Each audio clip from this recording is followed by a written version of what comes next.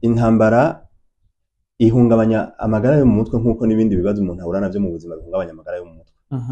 Ni kuvuga ko ni ikintu kiza guhungabanya ukwiyumva neza, kugubwa neza k'umuntu, bikaza guhungabanya imibereho yiwe n'abandi, kuko iyo umuntu ari mu ntambara imigenderanire yarafitaniye n'abantu iracika, abantu bagahunga, bagatandukana, imiryango igasambuka, bigahera ngaho rero nk'abana bumva yuko bari bonyene, bakabura abavyeyi bakumva abana babo batandukanye, bagahera ngaho bagira ico mu gifaransa twokwita souffrance psychologique. Ingwara zo mu mutwe nazo zigaza zikigaragaza bivanye kandi n'ingene umuntu ameze, n'ingene yabayeho, bivanye n'ubushobozi afise muri bo bw'ubwirinzi, ibyo twita ressources psychologiques, n'uburyo bw'umuntu, inguvu z'umuntu z'akami kiwe zo kurengera ibibazo mu buzima bwa minsi yose. Abo rero baba baciye muri ivyo bibazo barashobora guca batangura kuja mu nyifato nk'izo kunywa ibiyayuramutwe. Umuntu amaze kunywa ibiyayuramutwe mu by'ukuri abinywa kubera ko muri we haba hariho nk'ikinogo, yumva umenga ico kinogo cari kuzuzwa nako kanyamuneza ndengarugero kaje rimwe na rimwe kavuye ku biyayuramutwe. Abandi barashobora kwishora mu by'ubusambanyi, abandi barashobora kugira inyifato novuga nti zitameze neza, abantu bakabona yuko umuntu yahungabanye. Hari n'igihe rero umuntu agira ibimenyetso by'ingwara zindi zo mu mutwe ziri ku rundi rugero twita, nashobora kwita jewe ingwara curi ku bwenge, aho umuntu aba asigaye ibintu uko abandi babibona wewe atari ko abibona. Ivyo birashobora gushika nko ku bantu b'abasoda canke abantu baba barabaye kuri champ de bataille, ivyo twokwita les tendances de troubles paranoïaques. Uko umuntu ugasigara usanga ubona by'ukuri atagira icizere abandi, bica bimutuma mu nyifato ziwe hamwe ibintu byo gusesagura amatungo y'umuryango, ibindi mwe n'ivyo bijanye no kutagiranira imigenderanire myiza n'abantu. Mu gihe hakiri ingwano abana nk'abamama barakorwako cane, abavyeyi barakorwa cane kuko barashobora gufatwa ku nguvu. Gufatwa ku nguvu bishobora kubazanira ingwara, bishobora kubazanira kwibaruka ibibondo batabona ingene bazorera. Aho ntituvuze rero ingaruka zica ziba ku bana kakiri gatoya, kakaba akana katabona neza iyo kaja niyo kava, kagahungabana mu buryo bwo kubura urukundo, ivyo twita l'affection. Iyo rero umuntu amaze kumva yuko atifitiye icizere, yumva adashima ingene amerewe, biraheza bigatuma ashobora kuja muri bya bindi by'ibiyayuramutwe, canke agafata ingingo nyene zitameze neza, zaba izo kwihora, zaba izo kugira urwanko ndengarugero muri we, akumva yuko bishobora gushika akaba yanka abandi bantu, kubera ko rimwe na rimwe usanga abantu batafashe umwanya wo gutohoza ko mbure kukuri bimwe bihagije ngo bamenye bati burya uwakoze ikibi n'uyu. Usanga abantu iyo nkabaye nka ivy'ubunyabwoko canke ubwicanyi bw'ikivunga, canke kurenga amategeko y'agateka kazina muntu mu buryo burenze urugero, abantu kenshi abakozwe ko n'ivyo vyago baba bumva umenga nibo bonyene bari victime, canke nibo bonyene bababaye. Bonjour mesdames, messieurs, le fond de Buja Flavor. This is Irebe Media, the one of the best channel for this industry of Buja Flavor. Chakinyamakuru cy'amakibazanira bishamuvuga muri industry of Buja Flavor. Nkuko tuma tubikora, reka tumaze dukengurukira Imana. Thank you God for everything done for us in the name of Jesus. Hama dusubira dukengurukira namwe bakunze bisamirizi Irebe FM, musazwe mudukurikirana neza na neza kuri 91 mu kiyacimbo hamwe n'ijana n'ibice bibiri, novuga mu ntara zose zigize igihugu cyacu ciza cy'u Burundi. N'abariko baradukurikirana no kuri Radio Garden bese hose, novuga ku isi yose. Hama kuri uyu munsi rero nkuko musanzwe mubizi, dufise umutumire adasanzwe kugira aboneke ntibiba byoroshe. N'umuganga asanzwe avura ingwara zo mu mutwe, akenshi bakunze kubita ngo na psychologue. Christophe Armel arakaza Ndorwanka aza kutwiganira ku bijanye n'ingwara zo mu mutwe, ariko kuri uyu munsi na cyane tuzakuya ku bijanye n'ingaruka zakahise katameze neza ku gihugu cyacu ciza cy'u Burundi, zoba zaragize intambamyi zitameze neza novuga ku bene gihugu. Reka kumbure sindabatwara umwanya, ndamuramutse hanyuma cyo twinjira neza mu kiganiro. Amahoro. Ndabaramukije kandi nabariko baratwumviriza. Yego. Bega ku munsi kuri muganga Christophe uri kugenda gute? Ugenda neza muri rusangi, no kugerageza gukora ivyo umuntu aba yateguye, kubitondeka ku mwanya, kuraba yuko umuntu agerageza gushika ku mahangiro aba yifuza. Ego, murakoze neza cyane. Nk'umuganga rero kuri uyu munsi usanzwe uvura ingwara zo mu mutwe, twakurenda kugira ngo udufashe udusigurire neza ku ngaruka z'akahise kabi igihugu cyacu cyaciyemo ku magara yo mu mutwe ku barundi na cyane cyane ku bana no ku bakenyezi. Ikibazo ca mbere no cyo nifuza kubaza ati mbega umuntu avuze amagara yo mu mutwe umuntu yotahura iki? Mbare gato hindure gato twebwe ntibatwita abaganga mu by'ukuri naho dufasha mu buvuzi ariko twitwa nyene abize ibijanye n'amagara yo mu mutwe inyifato n'imibereho nivyo no kwita aba psychologue ahanini duhagarara ku nyifato z'abantu hamwe n'imibereho. Rero turafasha kumbure n'ivyo mu kuvura mu buryo bujanye n'imibereho y'abantu hamwe n'inyifato zabo uko tuba twaravyize bivanye n'ivyo umuntu akeneye ariko nibatwita abaganga. Rero urabajije uti ingaruka zoba ari zihe byerekeye ibibazo Burundi bwaciyemo canke abantu baciyemwo mbega tuvuze amagara yo mu mutwe mu Burundi twayatahura gute?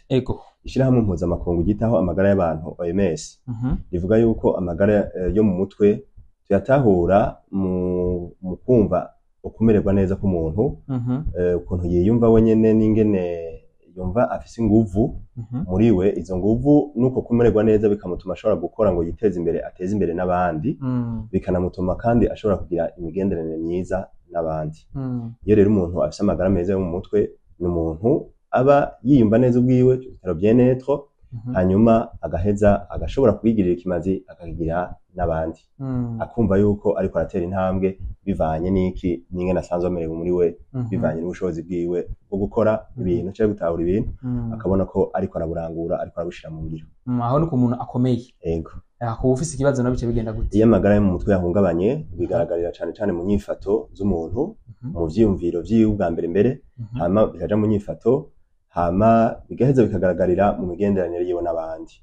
Dufashe mu vyiyumviro nk'umuntu arashobora kumva yuko atagira agaciro akumva yuko akazoza kiwe kameze nabi canke akagira ivyiyumviro vy'ukuri bidahuye n'ubuzima busanzwe bwa minsi yose bw'abandi ugasanga hari nkaho novuga yuko ivyiyumviro vyiwe biba bisa naho umenga ntibitumbereye.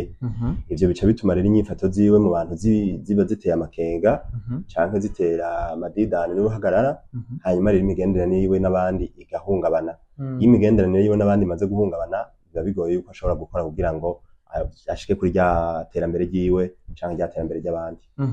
Kumbure tutarinjira neza mu kiganiro cacu n'umuntu yaca yibaza mbega nibihe bishobora kuba bituma kugira ngo umuntu agire ibibazo vyo mu mutwe?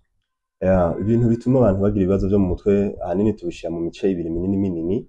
Hariho ibizanana kwihanahanwa byo mu karonda ihanahano ry'amaraso mu karonda canke uruhererekane mu maraso ibyo twokwita les facteurs héréditaires.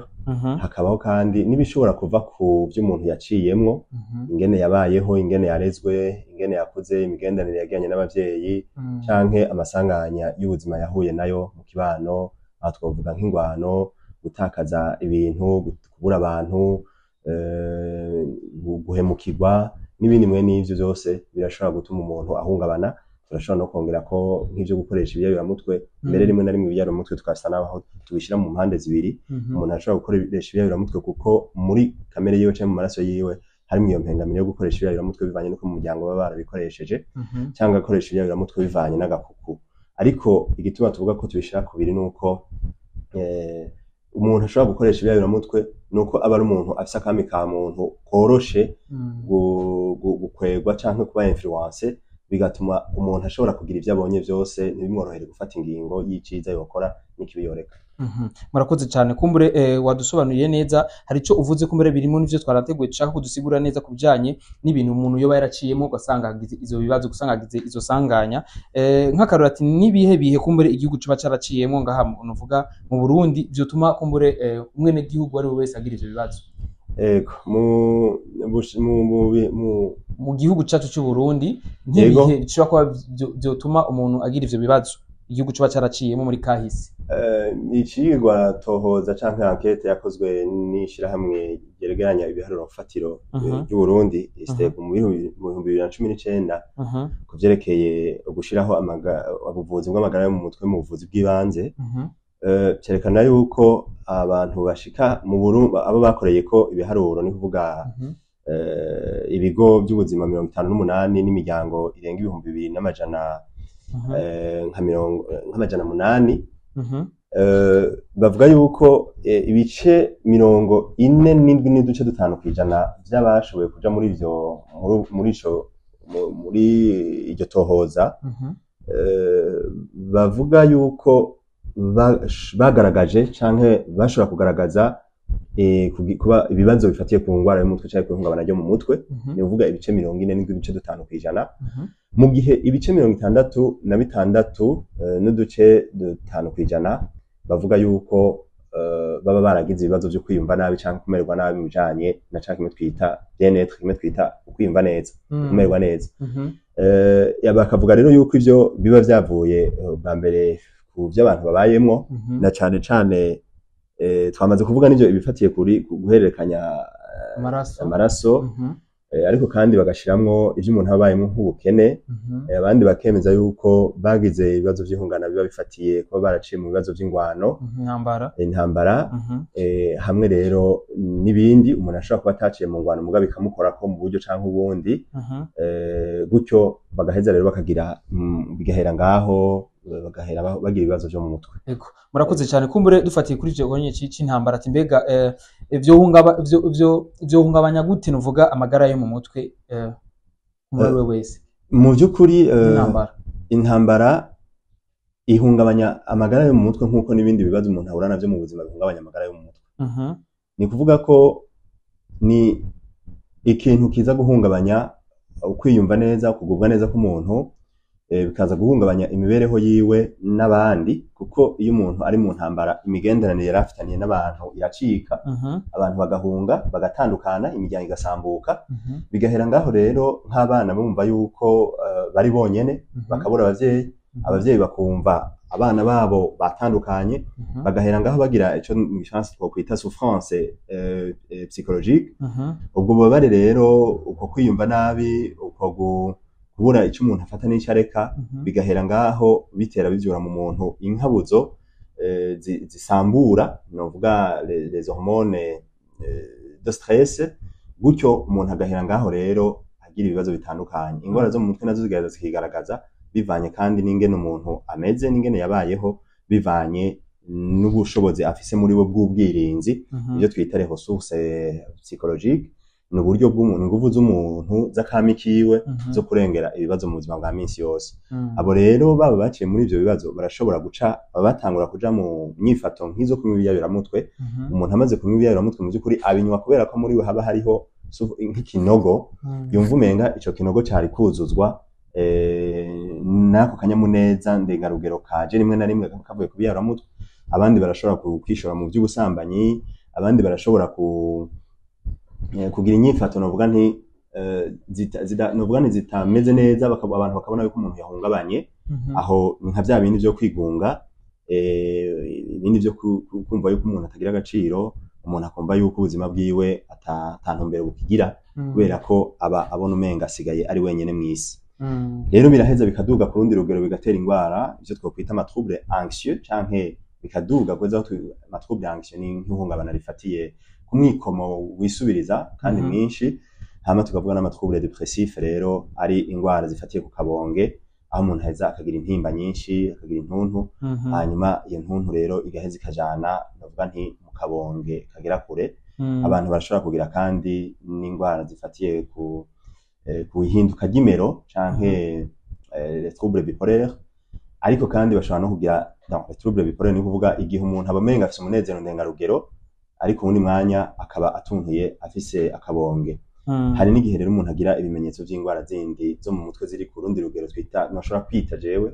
ingwara curi ku bwenge aho umuntu aba asigaye ibintu uko abandi babibona wewe atari ko abibona ivyo birashobora gushika nko ku bantu b'abasoda canke abantu baba barabaye kuri champ de bataille donc canke barabaye ahantu kwigwaniro ku kibuga c'ingwano ababa abari mu nzego ziba ari z'umutekano canke baba abari mu bene gihugu ugasanga baratewe no guhinduka cyane kw'ivyiyumviro no kwizera abantu agasigara baho ayumva atacizigiye abantu ivyo twokwita les tendances de trouble paranoïaque uko umuntu ugasigara usanga ubona by'ukuri atagira icizere abandi bica bimutuma mu nyifato ziwe hamwe ibintu byo gusesagura amatungo y'umuryango ibindi mwe n'ivyo bijanye no kutagiranira imigenderanire myiza n'abantu kutumvikana mu muryango umuntu bakibaza yuko umenga ni ube gito mugabo wundi ari kibazo abafise bivanye n'iki nibihe ashobora kuba yaciyemo canke ibihe abavyeyi biwe baciyemo bagaheza bakarungika mu maraso yiwe mwe nako kantu ko kugira iyo mpengamiro y'iyo ngwara hari rero n'abagira novuga nti akabonge kagera kure aho umuntu aba atagishobora kugira ubwenge butonze bikaba bigoye rero kumbure kugira ngo umuntu amusubize icyizere canke ashobore kumufasha ari ivyo mu ntango kumbure tuvuga muri kijya twise souffrance psychique canke psychologique mu gihe hakiri ingwano arona nk'abamama barakogwa ko cane abavyeyi barakogwa cane kuko barashobora gufatwa ku nguvu bishobora kubazanira ingwara bishobora kubazanira kwibaruka ibibondo batabona ingene bazorera aho ntituvuze rero ingaruka zica ziba ku bana kakiri gatoya kakaba akana katabona neza iyo kaja niyo kava kagahungabana mu buryo bwo kubura urukundo ivyo kwitwita l'affection kubera ko abavyeyi baba batandukanye canke baba bari mu kirere kitabemerera gutanga urukundo ku bana izo rero n'ingaruka mbi zica ziza kwiyerekana kure cyane inyuma aho usanga hariho abana baba barakoranye ibikomere bigatuma nabo muri bo baguma bumva bafise umutima wo kugira nabi umutima wo kwihora ivyo byose ni ihungabana riba rifatiye ku nyifato ritaza nk'irigaragara ko nk'uko umenga ni ingwara ariko ugasanga umuntu asigaye ari violent arakaze ugasanga umuntu agishobora kugumya ibigombagomba ari ibishobisho vyiwe kubera iki adatahura ingene vyaje mugabo vyazananye kukuntu aba yarabayeho mu kugirirwa nabi akiri mutoya n'igihe aba atari mwenga bwabitahure mugabo kuko umusanzu mu vyerekeye gukora ku bwonko nta kwibagira kubaho n'ivyo yashitse umwana afise imyaka 3 ubwonko burabibika bukabishira muco twita intelligence canke la mémoire à long terme bigaheza bikagaruka kumufasha mu bibaye rero mu buzima agezemo cyane gose twishe neza cyane kumbure ivyari byo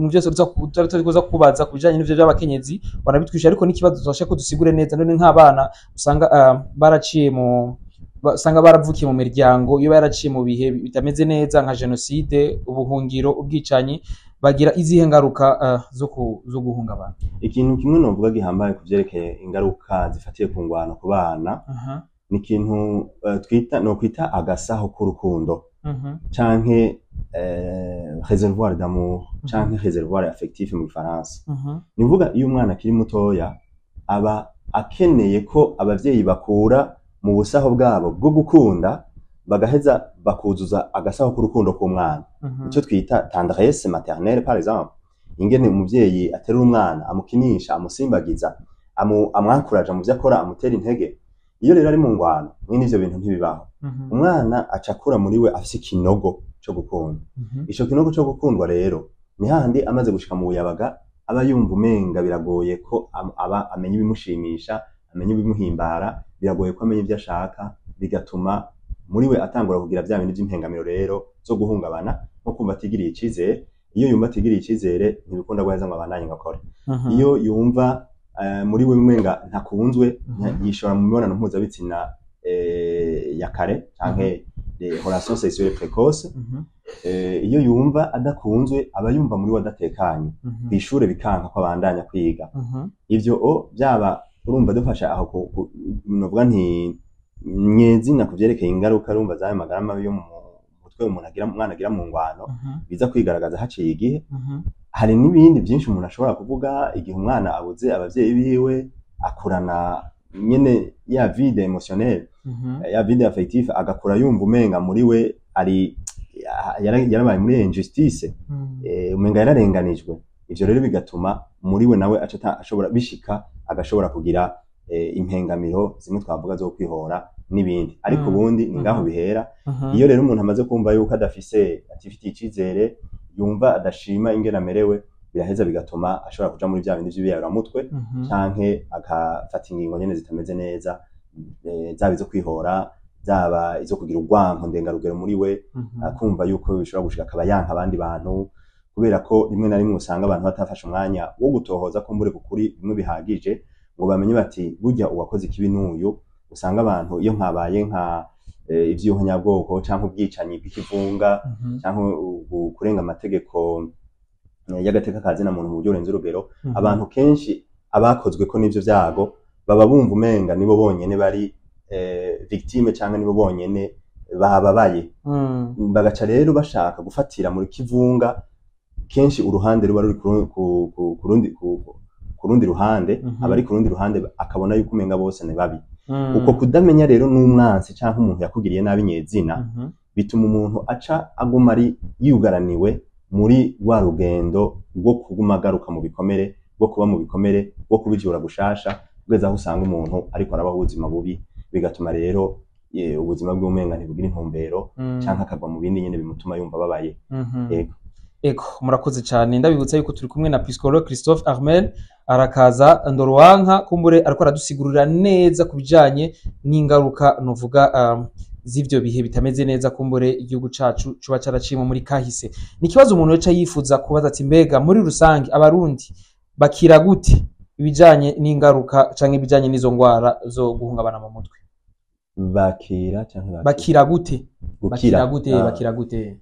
Ego uti mbega abantu baba barakozwe ko n'izo ngaruka mbi z'ingwano z'ubwicanyi bofashwa gute, bokira gute? Ikintu ca mbere nkuko nari mejeje kubivuga ni ukugerageza kumenya mbega jewe nabaye iki, kumenya ico nabuze ico arico, kumenya jewe ingene niyumva, ingaruka bigira mu gihe hari gutahura ibyabaye. Nimba ntahura ibyabaye, nimba nariciwe, byavyuye iki muri jewe? Byavyuye umutima w'urwango, byavyuye ukwifuza kwihora, byavyuye ukwiheba, byavyuye akabonge, byavyuye gukoresha ibiyayuramutwe, vyoba byavyuye iki muri jewe? Aho umuntu amaze kumenya neza ikibazo ciwe akacita izina, akidoma ku rutoki, niho aheza agatanga urugendo rwo gukira. Kuko bivanye n'ingaruka ibintu byagize ku muntu, ivyo navyo twavuze ko biva ku bushobozi bw'ubwirinzi bw'akami kiwe, bivanye n'ingaruka byagize ku muntu, abantu bavugwa rero ubutandukanye bivanye novuga n'ubuhinga buba bukenewe. Hariho abo biba bikenewe yuko bafashwa mu guherezwa imiti ivura ingwara zo mu mutwe bikozwe n'abaganga b'abapsychiatre, bavura ingwara zo mu mutwe bakoresha imiti.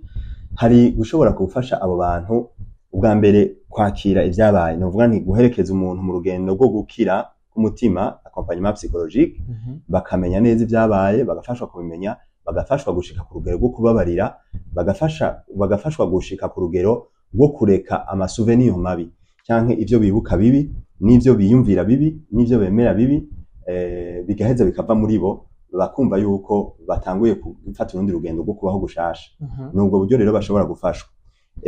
Ivyo vyose kumbure hejuru yavyo bishobora gutunganywa n'ababajejwe intwaro, kubera ko aribo bashiraho ivyerekeye novuga nti ubuzima bw'inyuma y'ingwano iyo habaye igihe ingwano igahera, bakitwararika rero kuraba ivyerekeye imibereho y'abantu ingene yatosekaye n'ingene yokira. Bamaze gushiraho ubwo rutonde, baraheza rero bagahereza abahinga n'abaganga baba babishoboye muri ico gihe, bagaheza bagira ico bafashije. Ni kuvuga ko nk'ubu ngira ngo nimba novyumva neza cyane novuga neza ko mu Burundi hari hakenewe by'ukuri novuga nti umugambi w'igihugu wo gukira ibikomere cyangwa imvune za kahise, bifatanye no kuvugana ukuri no kurekuriranira. Kuko kumbure abantu biragoye ko bavugana ukuri mu gihe bariko bavugira ku bikomere vyabo. Abantu biragora yuko bavuga novuga nti ibibi bakoze mu gihe bumva yuko ku ruhande rwabo ata muntu n'umwe wundi yakomeretse. Kuko ivyo usanga atari ko bimeze mu mpande zose. Mu byo bavuga mu Burundi bwoko, nubwo jewe sinemera cyane yuko buhari, bivanye n'ivyo ubushakashatsi buvuga ku vyerekeye ubwoko. Mu by'ukuri kugira ngo abantu bavuge ko hariho ubwoko, baba badasangiye ururimi, baba badasangiye imico n'imigenzo twita la culture, baba badasangira ibifungurwa. Mugabo ngaha mu Burundi uvuye Nyanzarake ukaduga Tanyerera, ukaduga mu Cankuzo, ukagenda mu Kirundo, usanga barya ubugari bw'ibigori, usanga barya ubugari bw'ikivunde. Indya ni zimwe ntaho usanga ba security yo kugimbwa nk'akarorero. Ni uvuga ivyo ni ibintu vyerekana ko mu Burundi byari bikunda yuko abantu bashobora kuvugana ukuri bakanarekuranira. Hanyuma barekuraniye rero kurekuriranira kirakiza, kuko kurekurira umuntu si ukwibagira ivyo yakugiriye, ahubwo ni ugukura muri wewe uruhande ruboze canke uruhande ruri impure, ruri toxique, uruhande ruri muri wewe rubunzwe rutera rugutuma kugumumererwa nabi. Kuko dufashe nk'akarorero tugafata yuko umuntu je yangiriye nabi, nishize mu mutwe ko nanje nkaguma nti ndagaciriye umutwe nanje zomwihora, ni nkaho uwo muntu umenga ngumye ndamuhetse, ngumye ndamwikoreye.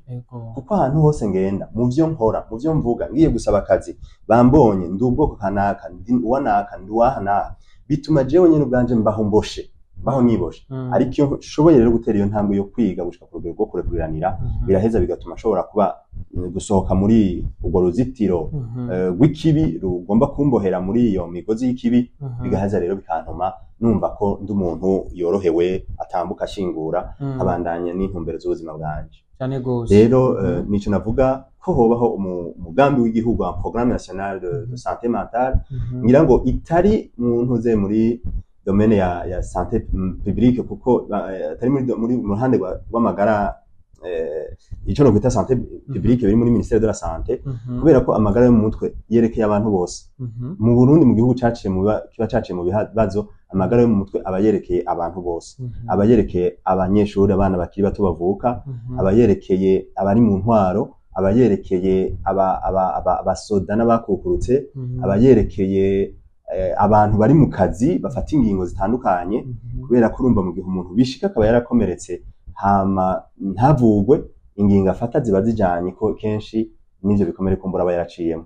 Birakenewe rero yuko abantu bakira kugira ngo bashobore gutera intambwe, na cane cane mbere nko mwihangiro igihugu kirimo y'u Burundi bwifashe muri 2040 guteye imbere muri 2060, novuga yuko bigoye kubishikira kumbura hatabayeho uwo mugambi wo gukira muri rusangi imvune za kahise. Uvuze ati rero mu iterambere rusangi biragoye yuko ko twotera imbere hariyo ivyo bikomere. Yego, kubera ko umuntu iyo yakomeretse nawe agomba gukomeretsa abandi.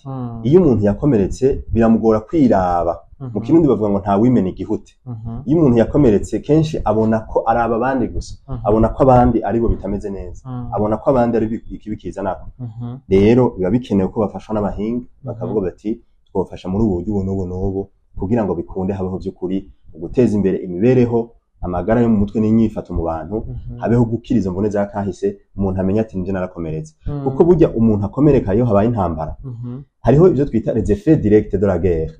Ni hahandi umuntu nyene ashikwa ko n'ingaruka kubura umuntu gukomereka, baramurashe canke baramutemye, ni ikintu direct.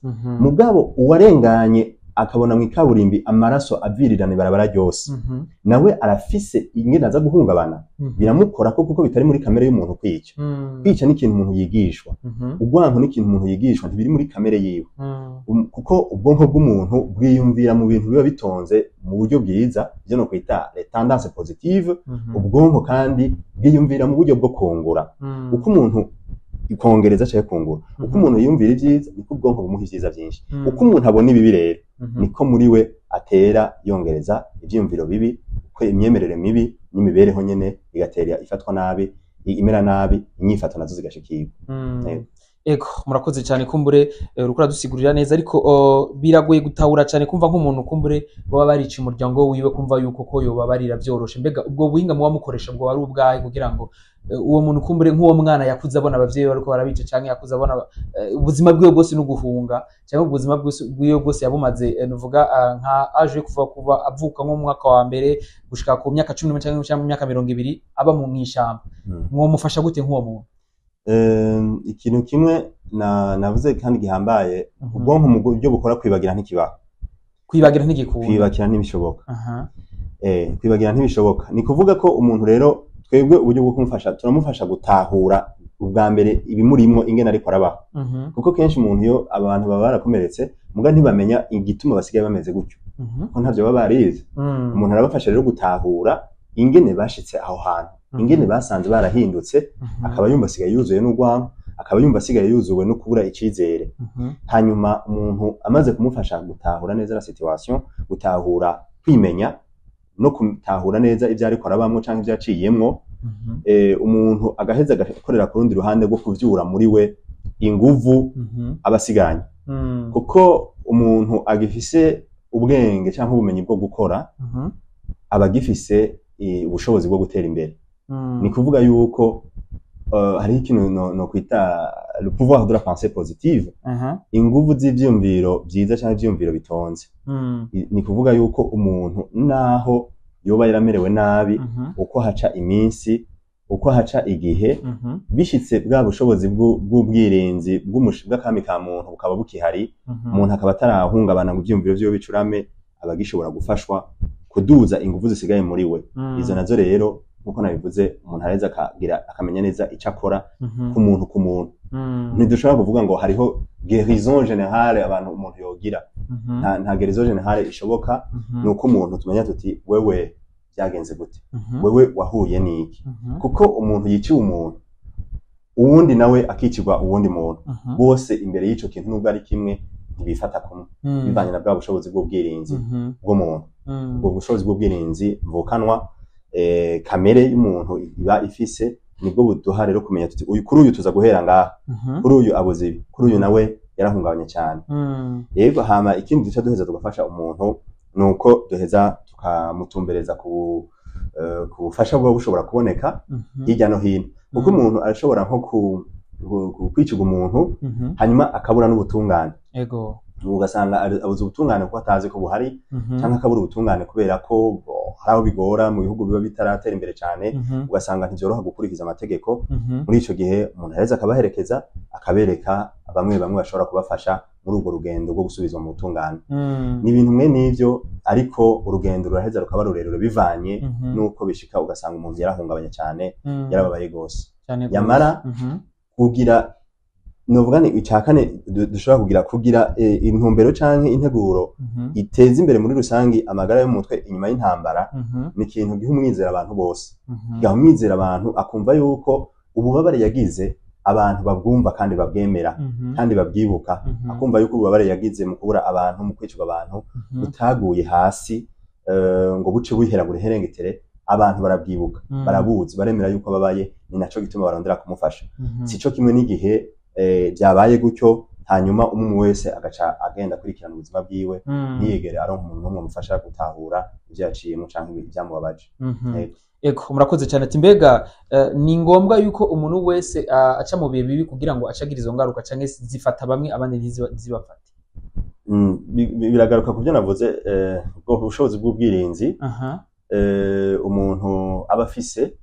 Umwe agashobora kugira ivyo bibazo, akava mu buhungiro aja mu bundi, ugasanga arashoboye kuronka inguvu akabandanya akabaho.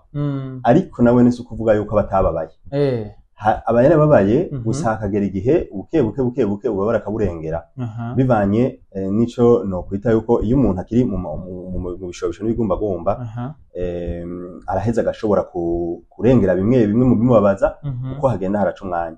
Iyo rero byashitse ugasanga nta nso zo kubirengera, nta handi nyene urumva ubabare buca buguma, novuga nti ari nk'igisebe gishasha, igisebe kituma kidakira, umuntu ugasanga ntashobora kwigwanira, ntashobora kwakira ivyamubayeko, bigatuma rero novuga nti ihungabana rica rifata igihe kirekire. Ego murakoze cyane. Kumbere dusa n'abadiko turasozera.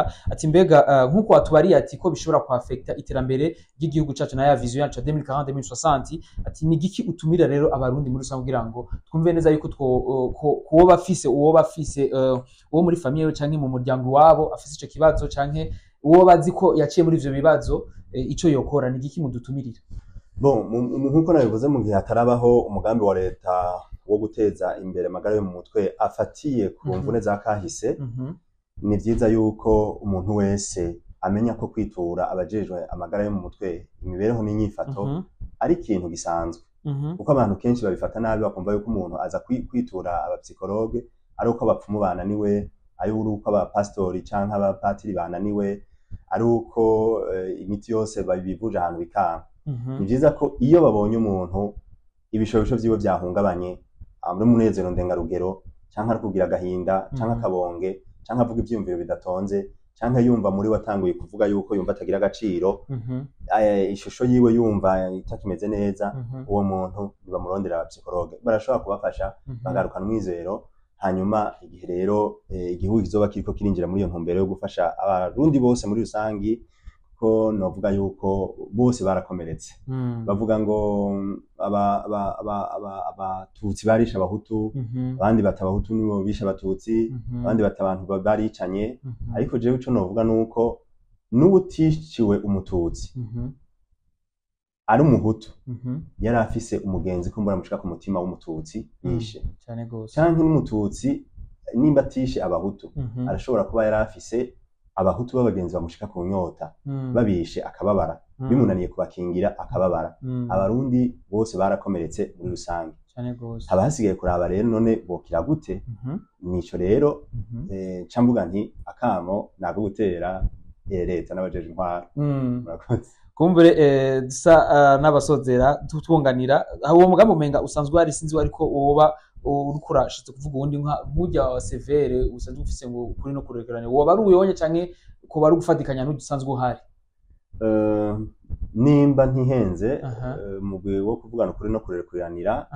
ni uwavuye mu masezerano ya Arusha amasezerano ya Arusha nayo ntiyarafatiye ku magara yo mu mutwe amasezerano ya Arusha yarayo gufasha guhagarika ingwano agafasha guhagarika ubwicanyi kwigungira kw'intwaro kwa bamwe rero umugambi wo kuvura nusa n'uwa resolution de conflit canke kumbure rero akubari ati akaryoshe ntigahora mwitama ndagushimire cyane nuvuga psychologue Armel ndagukengurukiye ndakengurukiye n'abakurikiranye kino kiganiro ego kumbure ndabakwingurikiye namwe mukora twiriye kino kiganiro bakobarira bati tuzosubira naho kundi munsi kumbure Christophe nitwakwifuza kandi gukorana ikindi kiganiro mu yindi angle kumbure uzodutera iryo teka kwaduha umwanya nta kibazo mwakoze ego tuzosubira naho gutaha ntiwegere kugira subscribe bye bye